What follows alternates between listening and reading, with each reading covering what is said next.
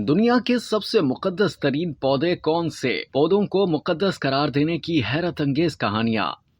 दुनिया की मुख्तलिफ मजहबी रवायात में पौधों को रूहानी अलामत, शिफायाबी, कुव्वत बख्शी और बाज़ औक़ात खुदाई ताल्लुक के तौर पर देखा जाता है। लेकिन मुकद्दस नबातियात के नाम से तैयार की गई एक एल्बम में 7 ऐसे पौधों का जिक्र किया गया है जिन्हें सबसे मुकद्दस और काबिल एहतराम समझा जाता है। मगर इन मुकद्दस पौधों में क्या खुसूसियात हैं, आइए जानते हैं। नंबर 1, कवल का फूल। मशरकी रूहानियत का इल्म रखने वाले जानते हैं कि कवल का पौधा कई मानी और बयानियों की परतें जाहिर करता है। हिंदुओं के लिए कवल का खूबसूरत फूल जिंदगी और पैदावार और बुद्धों के नजदीक ये पाकीज़गी की अलामत है। कवल का पौधा कीचड़ में उगता है। अगरचे इसकी जड़ें कीचड़ में होती हैं, लेकिन कवल का फूल पानी के ऊपर तैरता दिखाई देता है। हिंदू मजहब में कवल की कहानी कुछ यूं है कि कवल भगवान विष्णु की नाव से उभरा और इस फूल के दरमियान ब्रह्मा बैठा हुआ था। कुछ का ख्याल है कि भगवान के हाथ और पांव कवल जैसे हैं और इसकी आंखें कवल की पत्तियों की तरह और इसके छूने का एहसास कवल की कलियों की तरह नरम है। नंबर 2, अमर बेल। आजकल अमर बेल को अमूमन क्रिसमस के जादू से मुंसलिक किया जाता है, लेकिन इसको अलामत समझने की तारीख कदीम सेल्टिक पेशवाओं के दौर से ताल्लुक रखती है। इन्हें यकीन था कि अमर बेल सूरज के देवता तारनिस का जौहर है और जिस दरख्त की शाखों के साथ अमर बेल बढ़ती है वो दरख्त भी मुकद्दस हो जाता है। सर्दियों में रूहानी पेशवा बलूत के दरख्त से अमर बेल को सुनहरी दरांती से काटता है। ये खास पौधा और इसके फल रसूमात या अद्वियात के लिए इस्तेमाल होते थे। नंबर 3,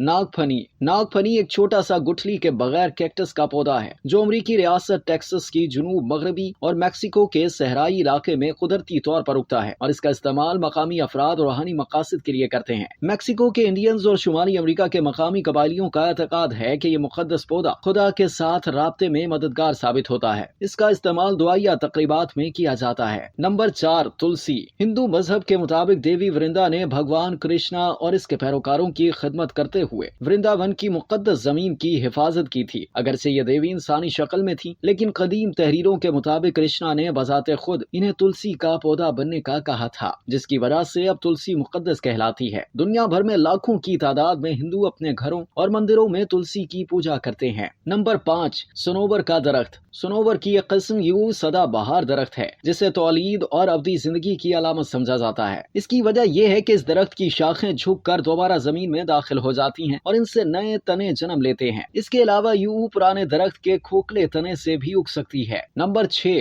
भंग। भंग रास्ताफारी फिरके के मानने वालों के नजदीक इंतहाई अहमियत की हामिल है। इनका मानना है कि बाइबल में जिसे जिंदगी का दरख्त कहा गया है वो भंग का पौधा है और इसका इस्तेमाल मुकद्दस है। वो इस बारे में बाइबल से कई हवाले पेश करते हैं। रास्ताफारियों के नजदीक भंग का इस्तेमाल गुफ्तो शनीद के लिए जरूरी है, जिसमें वो रास्ताफारी पहलू से अपने अरकान के साथ जिंदगी पर बहस करते हैं। अगरचे इस पौधे को कई नाम दिए जाते हैं, लेकिन रास्ताफारी से मुकद्दस जड़ी बूटी कहते हैं और यकीन रखते हैं कि इसे नौश करने से हिकमत व दानाई हासिल होती है। इसको सिगरेट या चल्लम पाइप के जरिए पिया जाता है और इससे काबिल खुसूसी दुआ की जाती है। नंबर 7, तुलसी नाजबू। तुलसी नाजबू या ओस्मीम बाजुलिकम का सबसे ज्यादा इस्तेमाल पिज्जा और पास्ता सॉस में होता है, लेकिन ऑर्थोडॉक्स मसीहियत और यूनानी चर्च में ये एक मुकद्दस बूटी है। ऑर्थोडॉक्स मसीहियों का यकीन है कि ये बूटी वहाँ उगी जहाँ यसू मसीह का खून उनके मकबरे के नजदीक गिरा था। इस वक्त ये इसको सलीब के साथ इबादत से मुंसलिक किया जाता है। पादरी मुकद्दस पानी को पाक करने और लोगों के इज्तिमा पर पानी के छिड़काव के लिए इसकी शाखों का इस्तेमाल करते हैं।